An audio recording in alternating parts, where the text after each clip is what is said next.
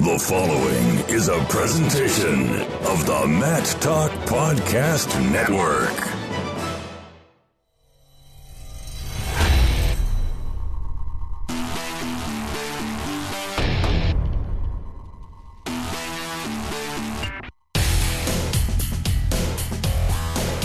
It's time again for the Short Time Wrestling Podcast. News, reviews, previews, and interviews from the world of wrestling. Today, talking high school wrestling with Corey Haddad, the general manager of the Ironman, the Walsh Ironman, coming up this coming weekend, Walsh Jesuit High School, Cuyahoga Falls, Ohio. First of all, Corey, we've known each other quite a while. This is your first appearance on the show. Welcome to the Short Time Wrestling Podcast.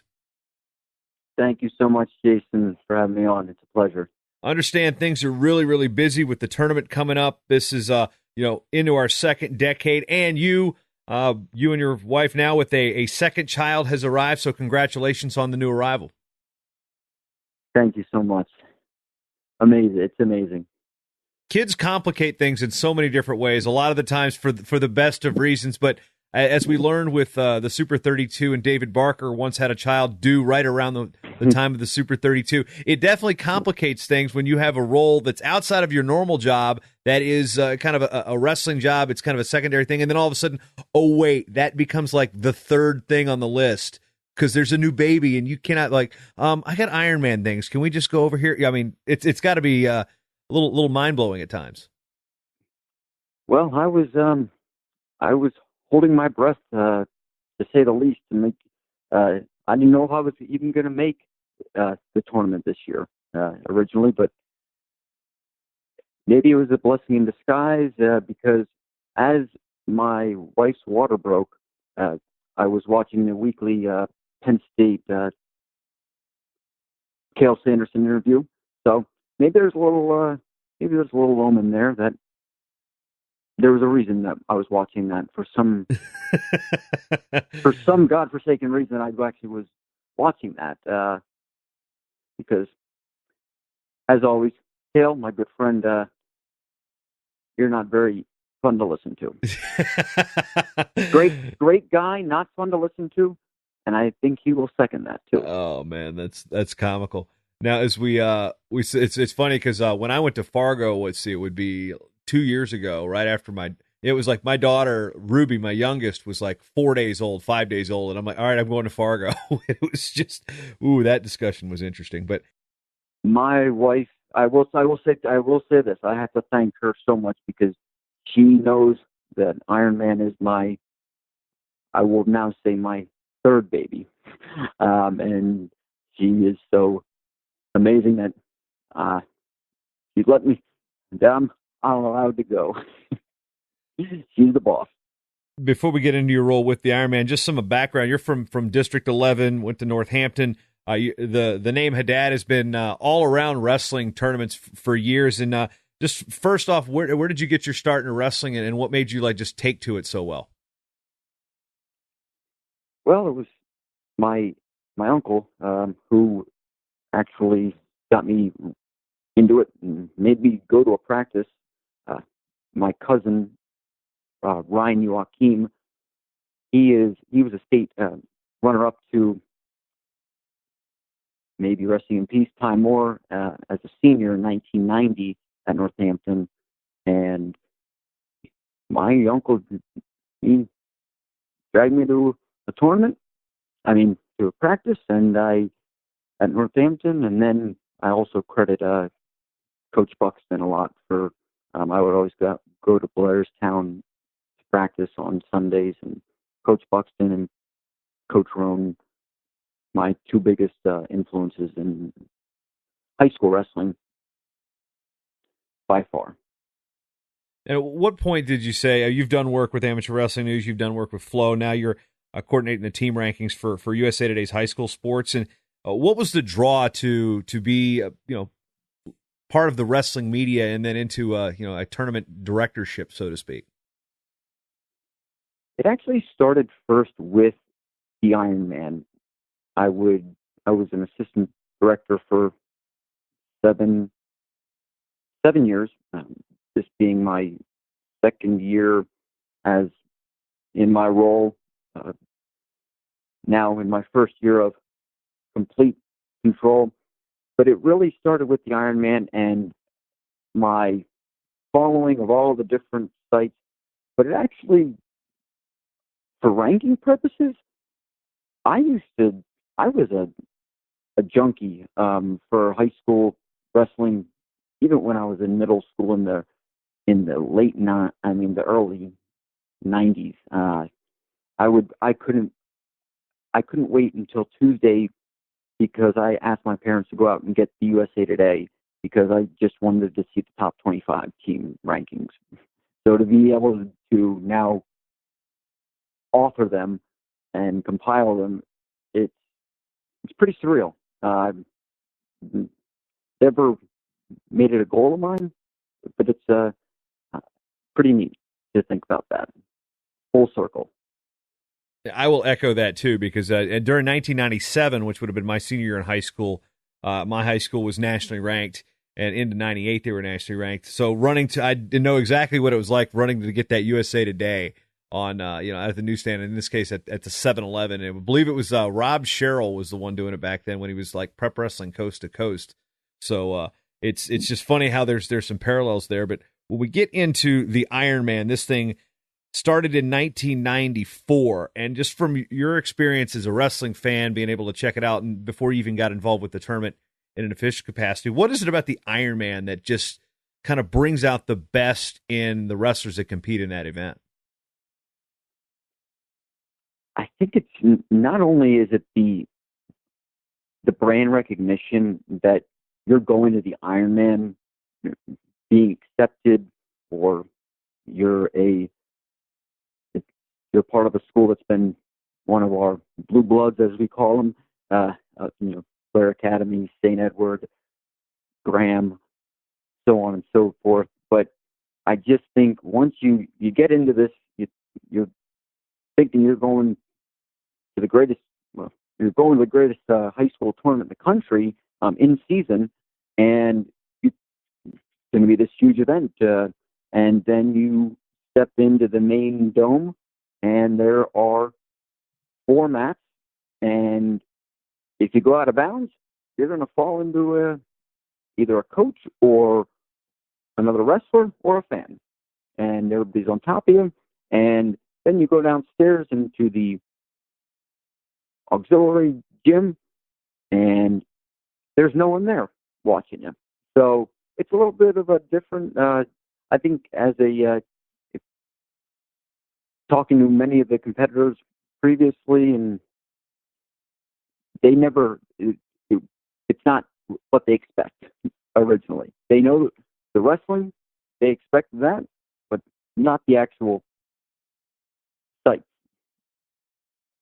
And as we moved into the 90s and the internet started popping up, we saw a lot of brand recognition. Bob Prusi really pushed it a lot when he came in after running Reno for a couple of years, and this thing has just become the monster. It's like it used to be. I remember that one year Upper Perk came out and went Ironman Beast Reno, and like back to back to back. Nobody I think has done that since. But this is really the kickoff of the elite high school wrestling season when that first whistle blows in the dome. And you're seeing a number 1 ranked kid right off the bat. That's when you know the high school wrestling season is here. And you might be a state champion wrestling that number 1 wrestler in the country, and you might be sitting in the stands come Friday night. That's the one thing. And I love I'll actually say the coach's name because he gave me permission to do so. As I was telling him I was going to be on the show, Jeff Karam, the head coach at Bethlehem Catholic High School here in District 11 country, we were talking about a certain wrestler on his team, what weight he was going, and I said, wow, that's a pretty loaded weight class. And he said, well, we don't drive 7 hours to wrestle cupcakes. And I think that is the epitome of what the Ironman is. You don't come to the Ironman to have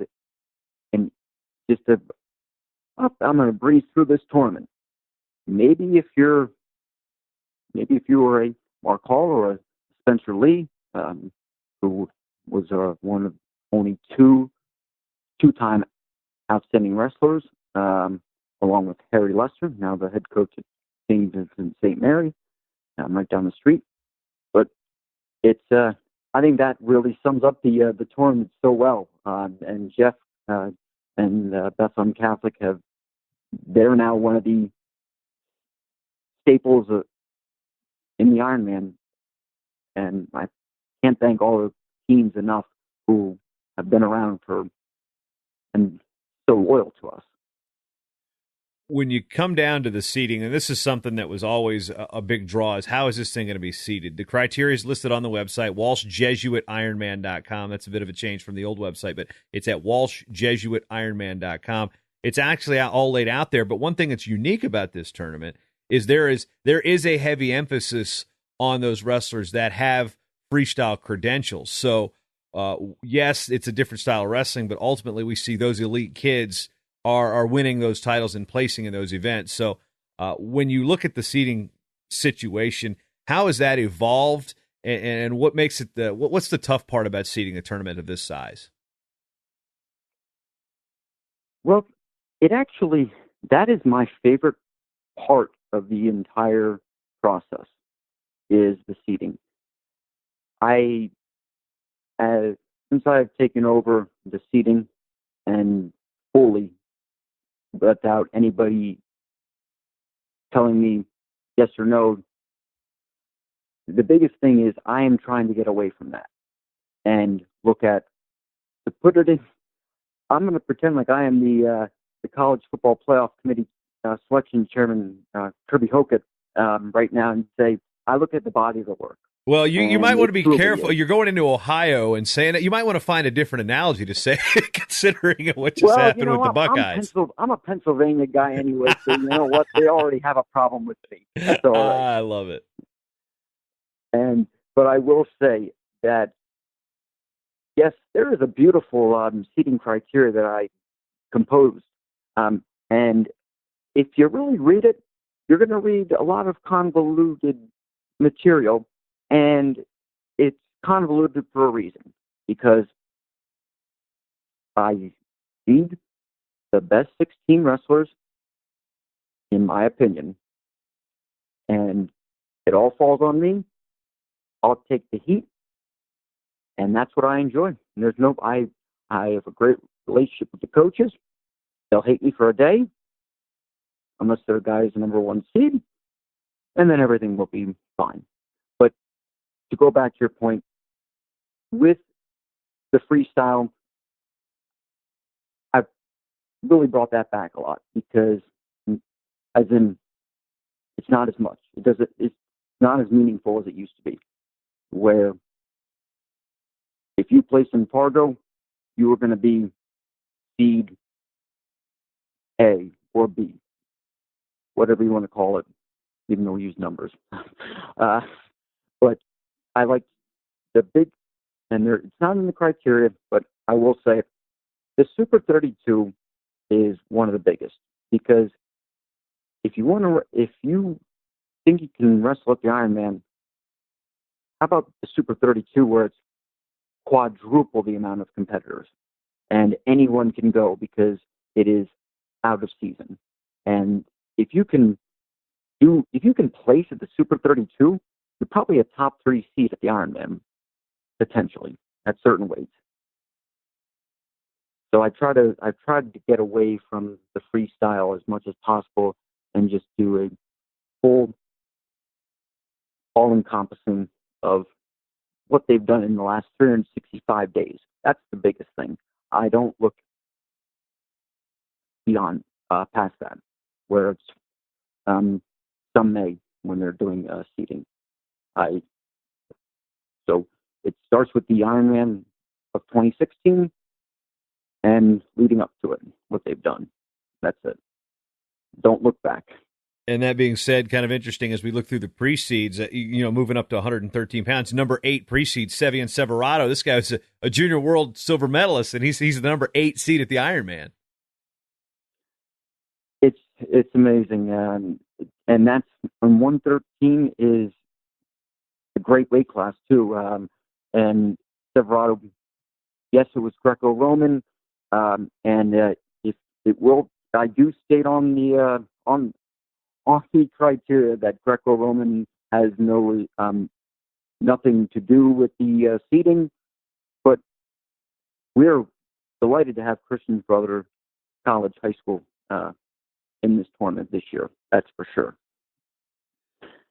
I will say that Greco-Roman, though, has zero to do with the Ironman seating, but it is pretty neat, though, to see a Silverado who was a medalist at the World Championships being that low.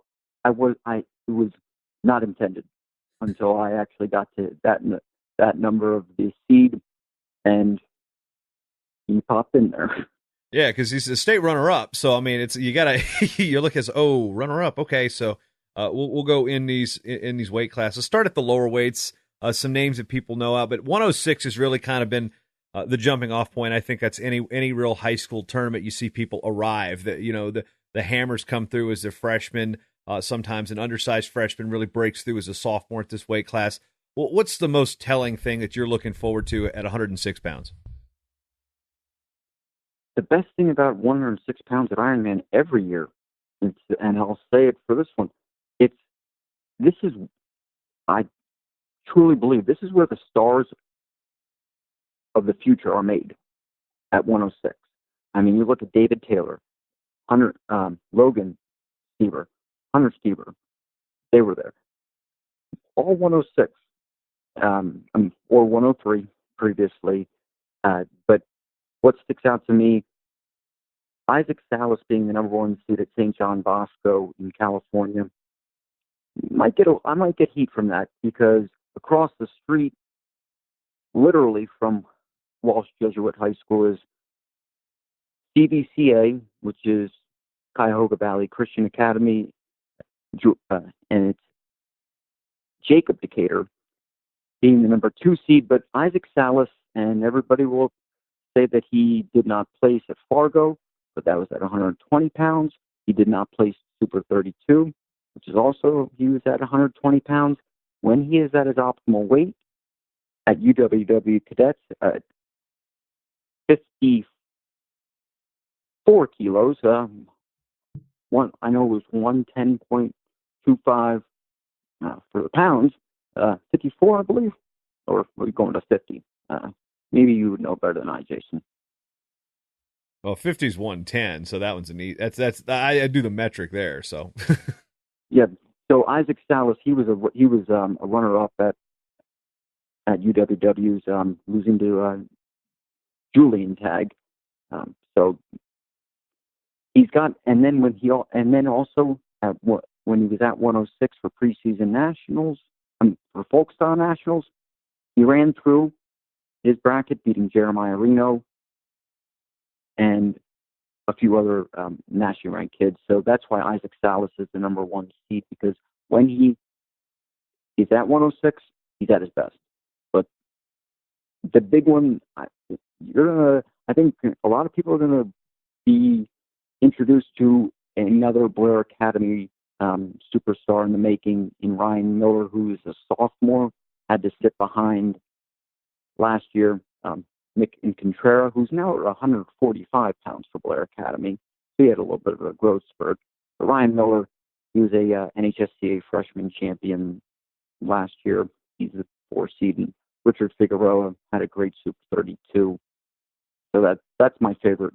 It's my favorite weight to seed, actually. I love both the little guys. I don't know. Maybe because I wrestled down there. Yeah, that weight class, Isaac Salas is 1, Jacob Decatur 2 from CVCA, Richard Figueroa, as you mentioned, from Selma, he's 3, Ryan Miller at 4. Anybody outside the top 4? I mean, again, this is one that people break through. I mean, I see that name Yapujian from Colorado. I'm like, I know that name. These are guys, even the the 8 and belows, you can definitely see some upsets to these little guys. Anybody else outside of the top 4 that you think it can really shake things up here? I really like, if we go right back to the next one, 5, Logan Aiken from Lancaster, Ohio. He has been in and out of the national rankings last year by various outlets. But the one, if there's going to be any I'm really looking forward to watching Cooper Flynn. He's from Tennessee, and he goes to the McDonough School in Maryland. He was a Fargo finalist. Fargo All-American at 94 pounds in cadet freestyle. I've been told by his coach that he is filled out. Every coach can tell you that, but Pete Welch being a very great guy, I think that I'm really looking forward to seeing Cooper Flynn, and also watch out for Colton Josias from Mount Carmel, Illinois. They have a pretty good coach. His name is Alex Sochis. Might have heard that last name. Might have heard of that guy before, yeah. Not bad. Yeah, he might have wrestled at maybe Iowa or something like that. I don't know. And his brother might have been an NCAA champion too. I'm not sure. Yeah, maybe they're the same. But he's the head coach now at Mount Carmel in Illinois. But I also like Jacob Moon from Colaiocco, Ohio. The Cubberleys, they always turn out one or two every 5 or 6 years who are real special wrestlers. Matt Stencil now, a Ironman champ, pinned Colton Schultz 2 years ago, and now Stencil's the 285 at Central Michigan. Going to roll through here. 113 pounds, your top seeds. Pre-seeds, of course, these can change after weigh-ins if people miss, move up, things like that. Lucas Byrd of LaSalle, Ohio. Antonio Lorenzo of St. John Bosco. Trevor Mastrogiovanni. And the Can I Buy a Vowel part of the program from Blair Academy. Ryan Chauvin from Lake Highland Prep. They're your top four. Other names that are in these seeds that people may have heard of: Matt Ramos from Lockport Township, Dylan Ragusin from Montini, Sevian Severado, the aforementioned junior world silver medalist from Christian Brothers College, Missouri. This is a pretty stout weight class. It really is, and this is, a lot of them are the big names. Most of the weight classes you'll see are top heavy with the superstars that you see in the national rankings. Yes, there are national ranked kids here, but this is a deep, deep weight class. Lucas Byrd, runner-up last year at Ironman. Lorenzo, he was Super 32 champ in 2016 for Del Oro High School. Mastrogiovanni, he wasn't even the starter at Blair last year at 113 pounds. Michael Colaiocco got injured, and then all Trevor did was win national preps and went undefeated after that. But the guys outside of that, Bo Bayless, state champion from Reynolds, Pennsylvania, in Class 2A in Pennsylvania. I like him a lot. Scott Richter, he wasn't even the starter for St. Edward. Bryce Hepner was, Hepner ended up being the runner-up in Division I in Ohio. Richter, though, was the 106 last year in the Ironman. So Hepner from St. Ed's didn't even actually wrestle at the Ironman because Richter took him out. There's a lot of Ohio. It's very deep with Ohio guys, but I really like, if you said who's going to surprise, Oscar Sanchez from Genoa area, Ohio, which is a Division III school, and they have a great program. And there's also a Julian Sanchez as well, but Oscar, I think he could surprise. Moving to 120 pounds, Joey Melendez of Montini, your one seed. Colaiocco, who you just talked about from Blair Academy, he's a 2. Malik Heinselman, who'd wrestled at who's number 1. He's the number 3 seed, followed by Julian Tag. Then you go all the way down. Here's a name that I'm going to keep an eye on, and people who watched Fargo this past year will know this. Zeke Escalera. He's from Kentucky, wrestling at Wyoming Seminary. He is the 13 seed. And of course, another name people might recognize, Angelo Rini from St. Edward. This is this weight class is all over the place. It really is. And when I started going in through track wrestling and seeing a lot of the guys entered, I just kept scrolling and had to start really scratching my head. What am I going to do here? Because Julian Tag, being the 4 seed, he was an Ironman champion last year at 106. but they just switched weights, the brothers, so they went up. And Malik Heinselman, I've gotten some negative feedback to my trusted confidants that I send out these before I release them. Trusted confidants. I like how you put that, yeah. But I will say that I did get a lot of negative feedback that Heinselman, being a 3-time world team member, has won Fargo a few times. I don't even, who knows how many times, actually. I'm not, well, somebody probably knows, probably you. But Heinselman, interesting result that I gave a lot of people last night when they were giving me all this negative feedback, was that Malik Heinselman this past weekend was pinned in the first period in a tournament in Colorado by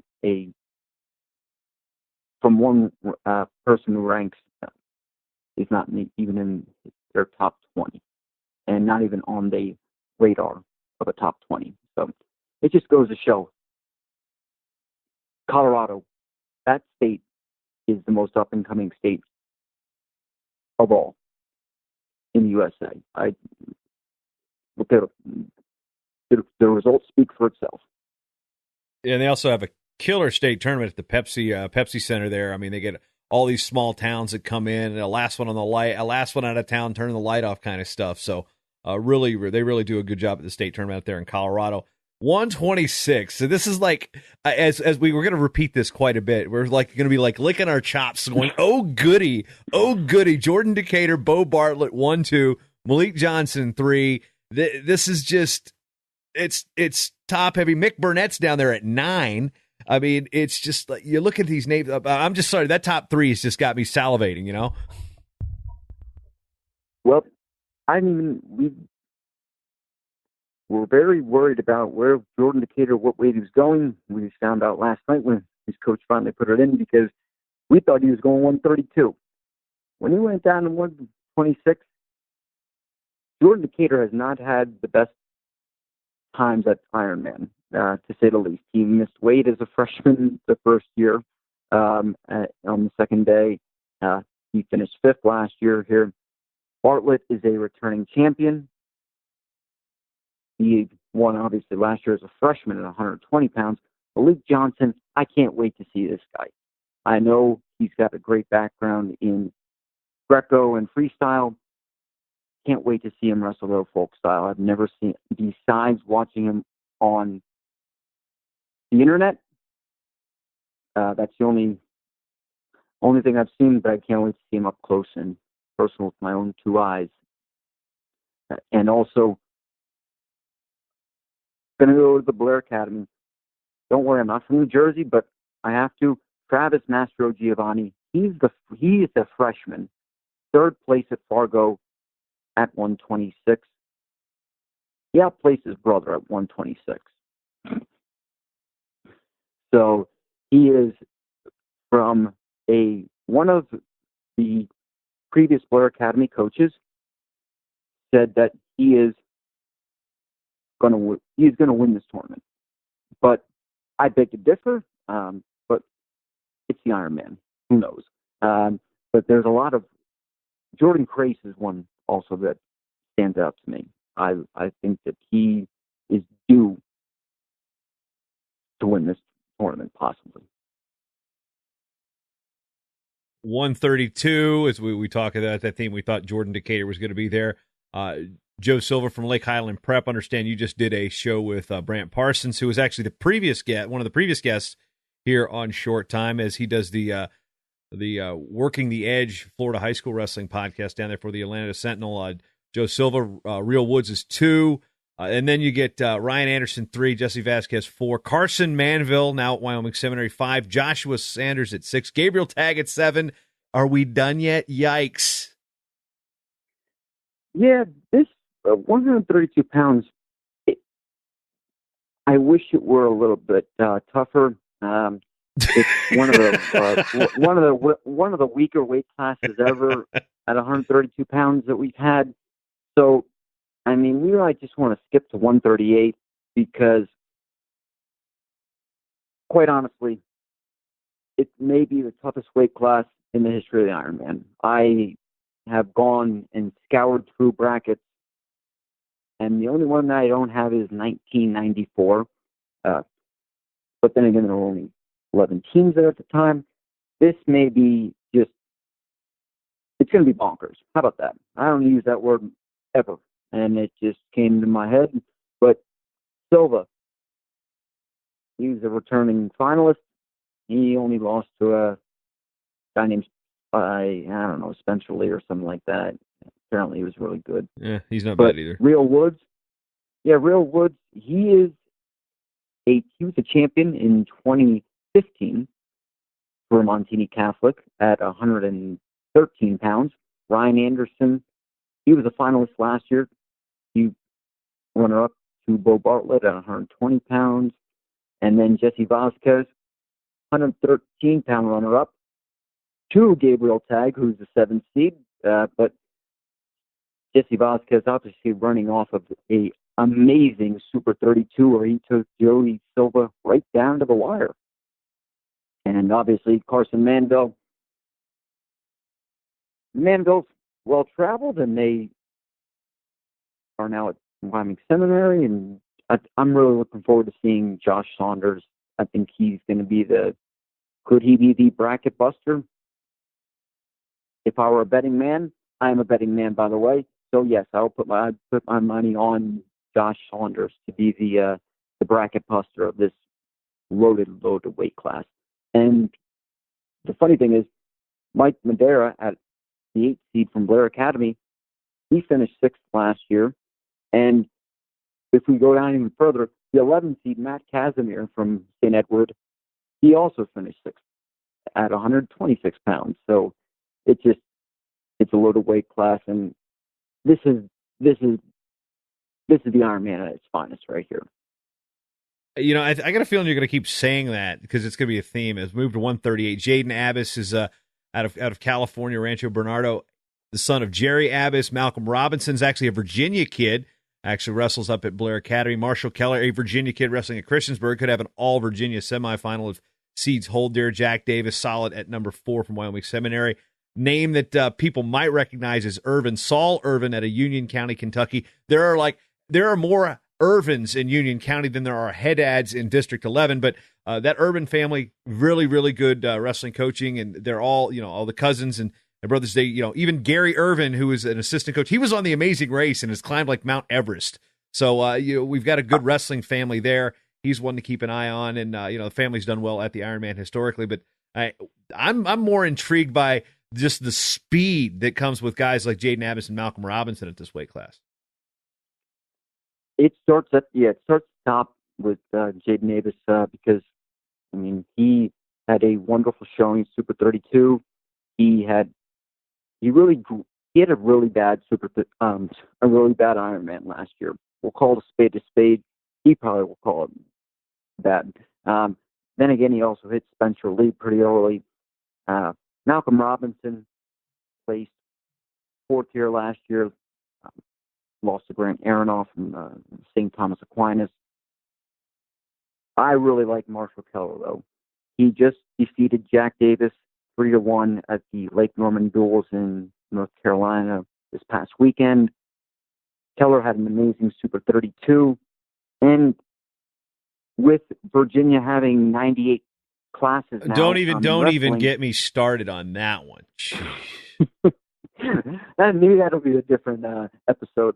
But here's how crazy it is. I'm going to interject real quick. The powerhouses, those who followed high school wrestling and know the powerhouse programs in Virginia, I'm going to even include my old high school in there. Like Grundy, Christiansburg, Pocosin was 99 state champ. They've got 9 or 10 titles. Colonial Forge, Robinson, Great Bridge, Western Branch. Okay, so Grundy is 1A, Pocosin is 2A, Christiansburg is 3A, Great Bridge is 4A, Robinson and Colonial Forge are 6A. Those schools 5 of those 6 schools could win state titles in the same year, whereas in the past, Grundy, Christiansburg, and Pocosin were AA, and then you had Robinson, Colonial Forge, Great Bridge, Western Branch, Cox, they were all AAA, and it was like, what the deuce? it makes my head explode to think about what the VHSL has done to high school wrestling in the state of Virginia. That's another topic entirely. So back to New Jersey for football in high school, where they have 23 different state champions in New Jersey for football. I'm gonna blow a gasket. Let's give everybody a medal. Yeah. All right. You were talking about Marshall Keller and beating Jack Davis is where we left off. Yeah, Marshall Keller. The one that actually sticks out to me the most, and I truly believe that this might be. I'm downplaying because of the seed, but Bryce Andonian from St. Edward. We're saying St. Edward a lot here, but it's a powerhouse program. He was third at 120 pounds last year, and he is just electrifying. He will pull. He is a Jason Nolf of high school wrestling, and at the same token, he may not even be the best wrestler on his team, resume-wise. But Andonian being a junior, I think the college coaches need to start looking at him, because he could be the real guy who actually is going to end up placing. And I also really like Fidel Mayora from Montini Catholic. Walked through Fargo with that dominating gut wrench. 38 is good. Moving to 145, we had a bit of a shift from the initial pre-seeds. Anthony Artolona was to be the 1 seed here. He's now moving up to 152. We'll get to that in a moment. So Mitch Moore will be the 1, Brock Hardy the 2, Josiah Ryder the 3, Cole Matthews the 4. Quincy, the son of Kenny Monday, the 5. And, Artolona moving up a weight class. We'll spend a little bit more time on 52, but what's 145 look like in your opinion here? So Mitch Moore, he was a champion as a freshman, and he hasn't won since. So he's got a chip on his shoulder, and it surprised the heck out of me to see him at 145, because considering that he wrestled 138 Super 32, and his coach, Jeff Jordan, may have heard of him, told me he was going to go 132 in season. I love Brock Hardy. I've only seen him wrestle freestyle. Of all the gets, I guess you want to call it, that happened to snag, Brock Hardy is my second favorite that I got. The first one being New York State. We'll get to that one. But Brock Hardy, Josiah Ryder's a runner-up, a returning runner-up, lost to Sammy Sasso in the finals at 145 pounds last year. He's a 3 seed. I mean, and then Cole Matthews, another runner-up. He's a 2-time runner-up, Cole Matthews from Reynolds. And then obviously Quincy Monday. He came on the scene not because of his last name, probably because of his last name a little, but he came on the scene just recently, Super 32 finalist. Awesome tournament there. So, and if you had to ask me who would be a surprise in this tournament, PJ Crane from Malvern Prep in the suburbs of Philadelphia in Pennsylvania. Used to wrestle at Wyoming Seminary. I think it could be a interesting match if he does make the quarterfinals on Saturday against Mitch Moore.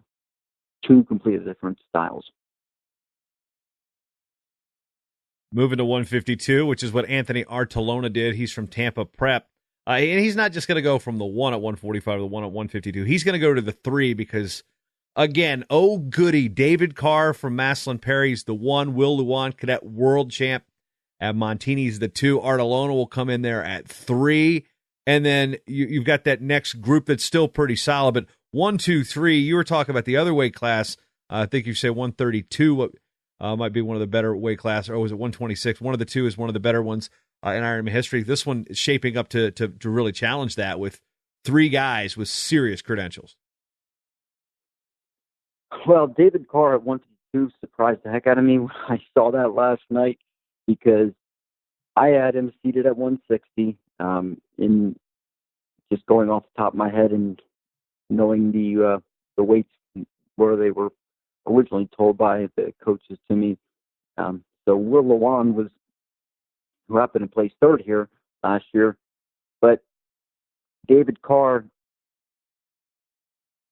he speaks for himself. I mean, it's his weight to lose. I mean, it truly is. But Lewan had a great summer, obviously in Athens, bringing home a gold for the cadet team. Artelona, and I don't like speaking negatively about any wrestler. My one knock on him is not the best folk styler. He finished sixth at the Ironman last year at 145. I know I just said he only finished sixth at the Ironman. yeah, I mean, and that might be I'm already contradicting myself by saying that, but it just goes to show the difference. His domination in Fargo, it speaks for itself. The last 2 years, actually. Really excited, though, finally to have New York here. It took a lot of elbow grease by myself to find the right people to get in contact with at the New York State Public High School Athletic Association. One of the longest acronyms in high school. Yeah. But and I have to actually, I actually want to state the name. Todd Nelson, the executive director for the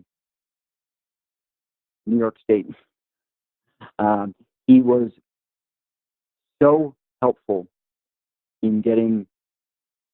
He was the one who called the shots with the interstate sanctioning, and so helpful. And he said, "Oh, you guys have been New York's been allowed to the Ironman for the last 11 years." And I said, "Really?" So my predecessor was not doing their due diligence, to say the least.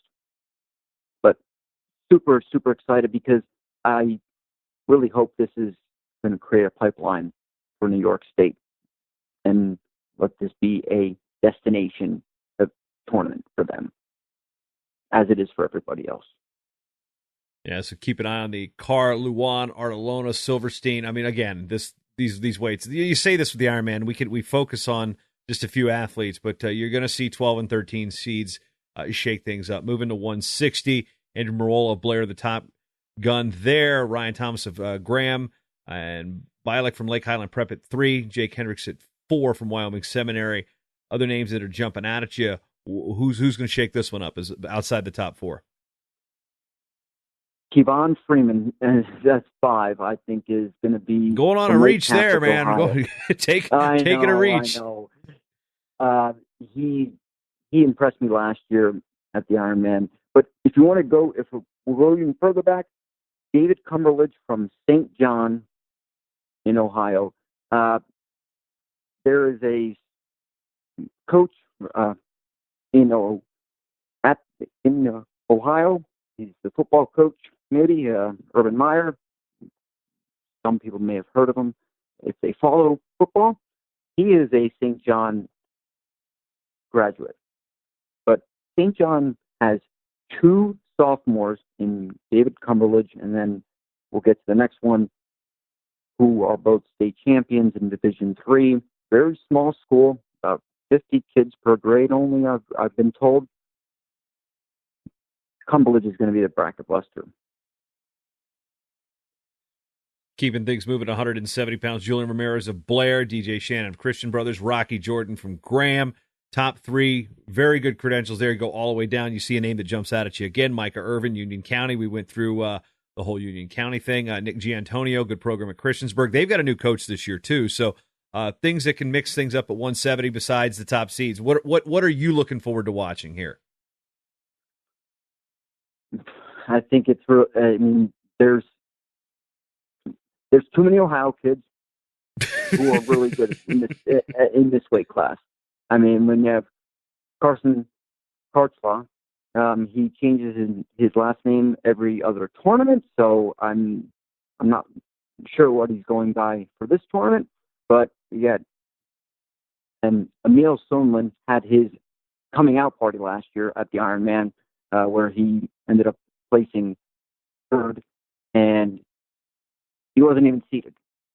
So that goes to show right there.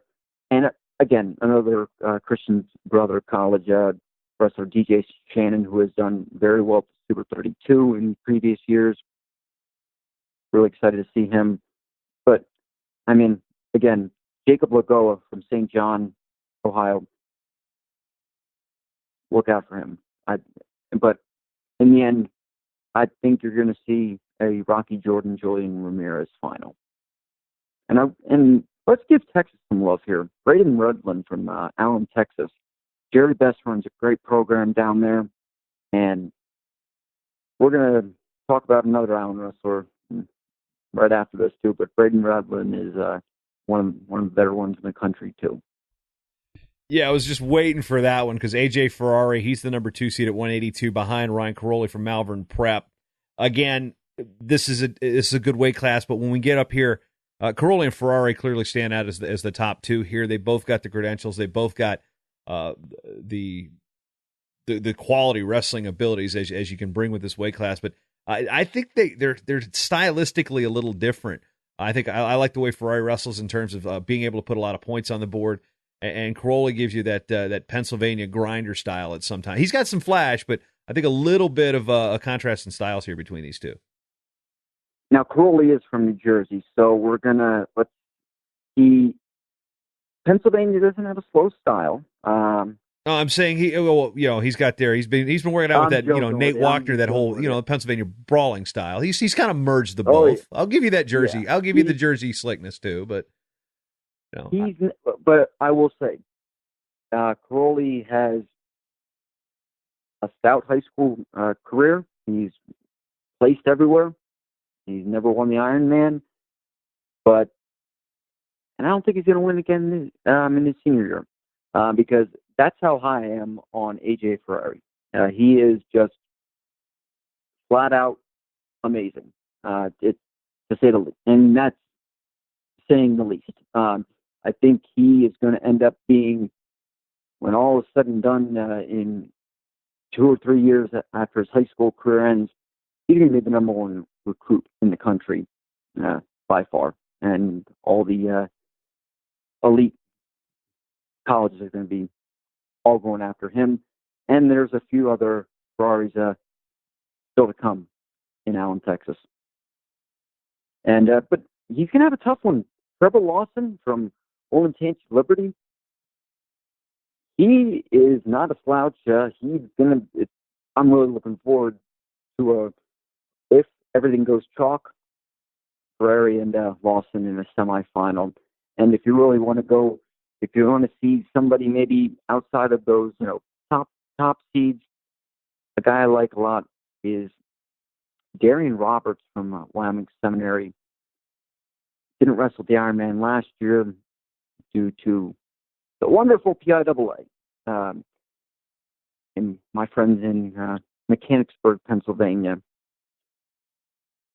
did not allow him to wrestle in the tournament, as they always like to do by blocking certain guys. Darren Roberts, I think, is going to do pretty well, but he's going to hit a guy named AJ Ferrer possibly in the quarters. 195 pounds, another Malvern Prep kid, Michael Byrd. He's the 1. Jared Ball of Hilliard Darby in Ohio is 2. What else are you seeing here? I mean, let's break down 195, because admittedly here, this is where my knowledge of the bigger guys actually kind of starts to wane a bit. So I'm going to lean on you for your expertise here. The next one, Zach Marchicelli from Broken Arrow. He's placed here. He's placed twice already, and Jared Ball at number 2, he might be the most overlooked wrestler in the country, maybe at any weight class. This kid is the real deal. He finished 3rd at the Ironman last year. He lost to Travis Stepanek from Nazareth in the semis. And That was his only blemish of the entire year. Another one sticks out to me, Peter Christensen from Montini Catholic, Great Fargo. He's young. He's only a 10th grader. And then Zach Blackstone from Perry. Jaden Woodruff from Ponderosa. Ponderosa's getting all love because of Colton Schultz, but not so fast. Jaden Woodruff is really good too. So, and then there's a guy named Jacob Good, so he must be pretty good, from Clovis. Finally get to say Clovis because I want to give a shout out to Adam Tirapelli for bringing these guys back. And we're going to get to the big boys at the end, and excited to have Clovis back, that's for sure. 220, Braxton Amos, Parkersburg South. This kid finally gets to wrestle. Granted, he's only a sophomore, but he tweeted out this morning before we did the show here on December 5th is when we're recording this, that he is looking forward to becoming one of the 14 guys that walks out of the gym into Walsh Jesuit and be able to wrestle the Ironman. He's excited to do that. Injury cost him his freshman year in that respect. He's the top gun, weight ranked, 1, 2, 3, wherever you look at in the country. Ben Golden comes in national ranked like Highland Prep. So I again, no disrespect from a wrestling fan's perspective. I'm really, really looking forward to see Braxton Amos because we've seen him in freestyle and Greco. I'm in Parkersburg South, just great tradition there. Of course, they're rivals right down the road with Parkersburg High School, where Jared Haught's from. So, I mean, there's the state puts out good big guys. So, what are you looking forward to from Braxton Amos, and who can challenge him at this weight class? Yeah, as you said, he missed last year. He tore his ACL. I'm only looking forward to watching Braxton Amos because if anybody else wins this tournament, it's because they took a baseball bat to Braxton Amos's knee while he was going from the bus to the school. Because he's the most surefire bet to win this tournament. Outside of that, let's look at a guy I want to give credit to, Ian Edenfield at 3 from Laurel Highland, PA, out in western Pennsylvania, in the Whitfield. He is the only wrestler on his high school team. And he was a state runner-up in AAA last year in Pennsylvania in 3A. So it's pretty interesting that Pennsylvania, having one of the better traditions of states for wrestling, that a guy of that caliber, or state runner-up, he's the only one who wrestles at this high school. They had to create a team just for him. Pretty cool. Very, very Carlton Hasselrig, if you will. There we go. I like that one.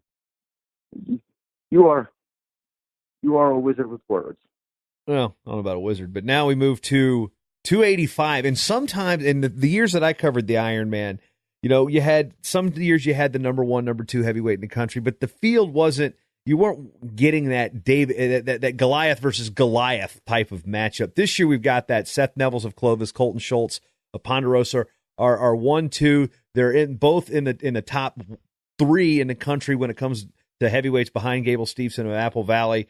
So you sometimes you'll see a guy from the Ironman. Okay, yeah, you were 5th in the state and you're in the Ironman finals. This one, Seth Nevels isn't playing football in terms of for his schedule this year, so you're gonna get him at the Ironman. And Colton Schultz, cadet world champion in Greco-Roman, junior world teamer, and hey, big boys. This definitely will be a match that if it's last, you're not getting up out of your seat to leave to beat the traffic out of the parking lot and head to Swenson's. I'm gonna use your NCAA partner's words from Sunday. Brian Hazard, over the loudspeaker at the Penn State Lehigh dual meet, he said when it was Nick Nevels and Jordan Wood in the 285 match, he said, "This isn't your grandfather's heavyweight match." And that is the same for this one, because Nevels, I believe he went 47-0 last year with 47 pins in California. Colton Schultz, a junior, he's already a two-time Ironman runner-up. And obviously he has the resume. And Nevels has never left the state of California besides Flow Nationals last year. And he had a tight one with a fifth-year senior. I did not know that occurred in high school, but apparently it did. But Seth Nevels, really looking forward to seeing him outside of the state of California. And I'm happy that the Tirapelli family took the chain off of him, allowed him to come on out here, because I think that the Schultz-Nevels match, one of my media colleagues happened to say, just have a best of three between Nevels and Schultz, have the rest just in the bottom gym. I said, well, that's not nice to say, but it actually might be true. Because I don't know, I've never seen a 285 like this. Yeah, as we talk about the order in the past years, it's been wrestled out of order. How are you going to fit the finals order? Just going to go weight class in order from lightest to heaviest, or are you going to mix it up, or start at a random weight and draw like they do in college? So, per the NFHS, the National Federation of High Schools, some tournaments believe that they can go randomized, where 132 could be first and then 285 can be second. But per the NFHS rules, which sanctions the event for Ironman, it is not an open event, as many people believe. It is you cannot wear a club singlet, or you can't be unattached. That's the biggest misconception with the Ironman. But how we do it is we pick the best bout of the finals, and that will be wrestled last. So, for instance, if 285 is going to be the best, we will start out with 106 then. I will say, I'm going to take a wild stab and say that 132 might be the ending weight class, regardless of who is going to be in the finals there. I'm going to take a wild stab.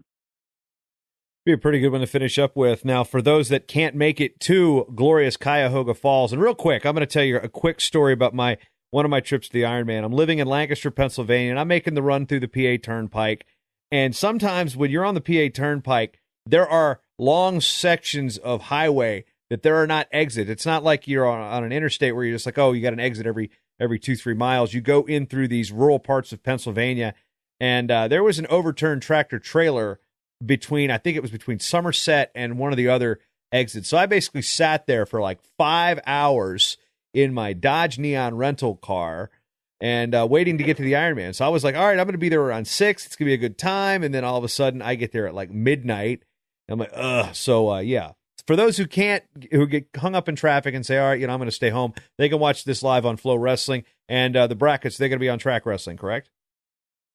Yes, they will. TrackWrestling.com will have all the bouts and the brackets on there, and all live streaming of all 10 mats, every single bout, flowwrestling.org.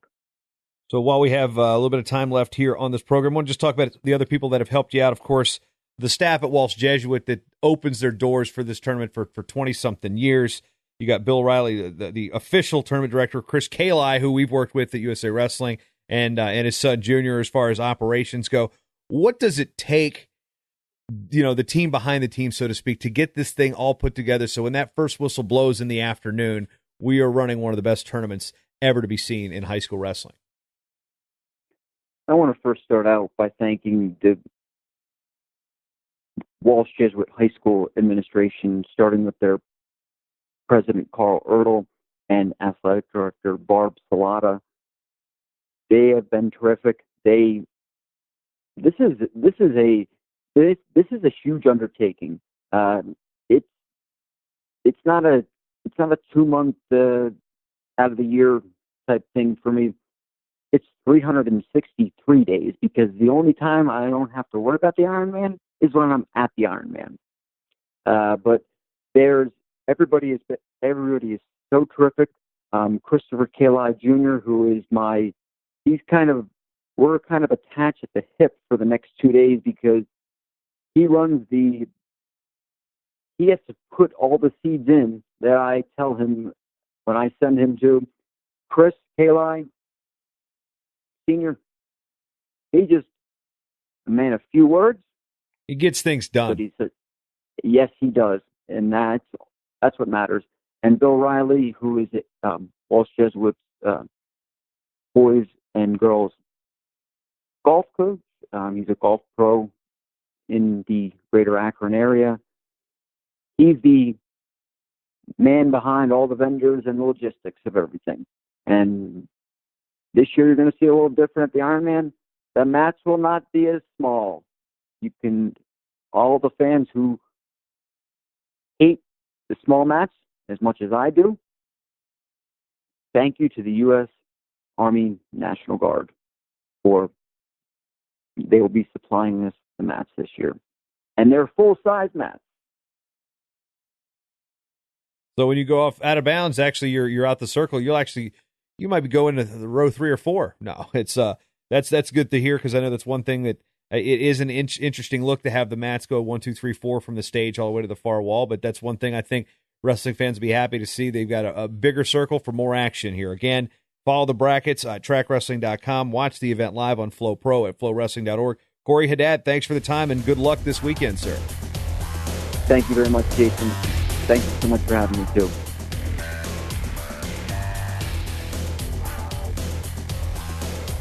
The Short Time Wrestling Podcast is proudly outfitted by Compound Clothing.